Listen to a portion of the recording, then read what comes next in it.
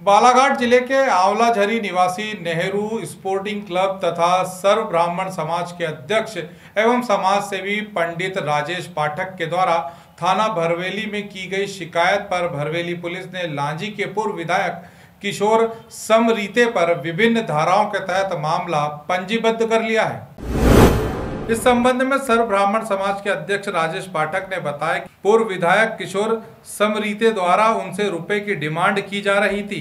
जब उन्होंने हर महीने रुपए देने से इनकार किया तो समरीते द्वारा लगातार झूठी शिकायतें एवं अनागल आरोप लगाए जा रहे थे तथा हत्या एवं झूठे मामलों में फंसाने की धमकियां दी जा रही थी।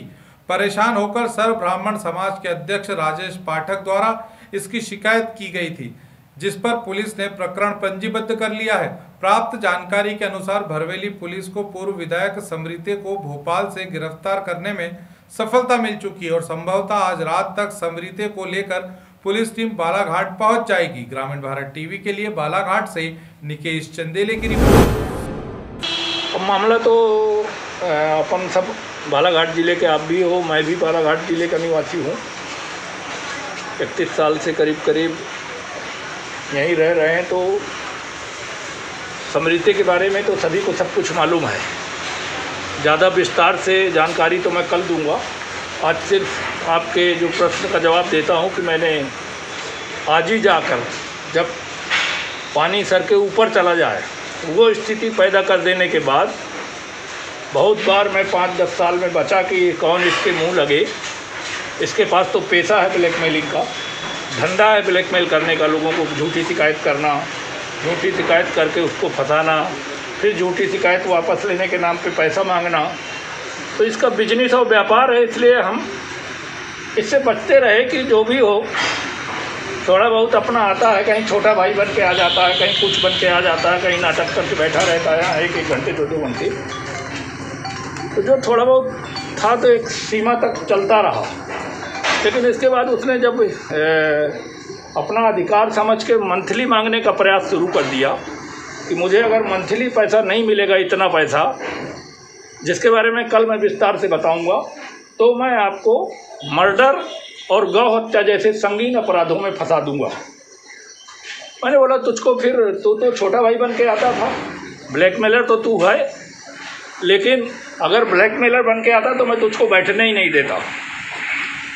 अब तुझको आज कभी भी 1 रुपये यहाँ से किसी भी कीमत पे नहीं मिलेगा। तुझसे जो बन पड़े, झूठी शिकायत तो तू करता है, आदतन झूठा है। इलाहाबाद उच्च न्यायालय ने भी जिस आदमी को अवांछित व्यक्ति घोषित किया हो, जिस आदमी के बारे में पूरा जिला जानता है कि आदमी ब्लैकमेलिंग से संभ्रांत लोगों को परेशान करना, उनके खिलाफ झूठी शिकायतें करना, तमाम उच्च पदस्थ अधिकारियों के खिलाफ झूठी शिकायतें करना, उनका कहीं से कहीं लिंक स्थापित करना और उसके बाद पैसे ऐंठना, यही इसका कारोबार रहा है। तो आखिर इस कारोबार को समाप्त करने के लिए किसी न किसी को तो आगे आना पड़ेगा।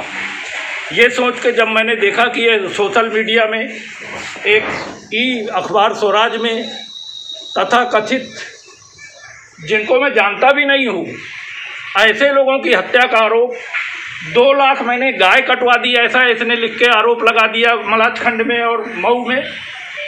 तो इतने निराधार आरोप जब मुझे पिछले कुछ दिनों पढ़ने को मिले, इसके पहले मुझे जानकारी हुई कि इसने फर्जी शिकायतें की।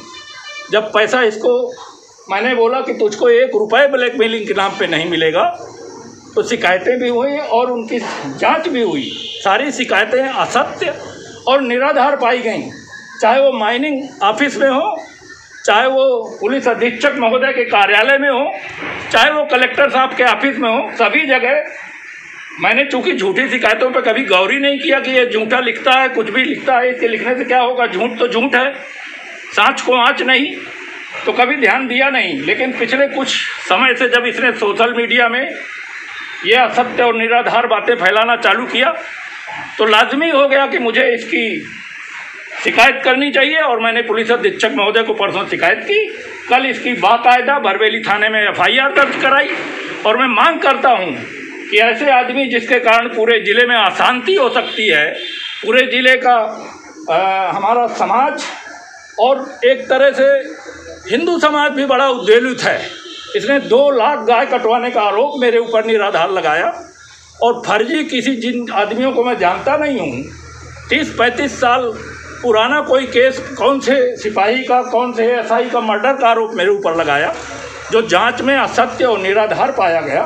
तो इसके खिलाफ सख्त से सख्त कार्रवाई होना चाहिए और ऐसे आदमी जिसको इलाहाबाद उच्च न्यायालय ने अवांछित व्यक्ति बोला है, इसको रासुका के तहत गिरफ्तार किया जाना चाहिए। यह मंथली मांग करने लगा, वो मैं कल विस्तार से इसकी पूरी और कहानियां बताऊंगा।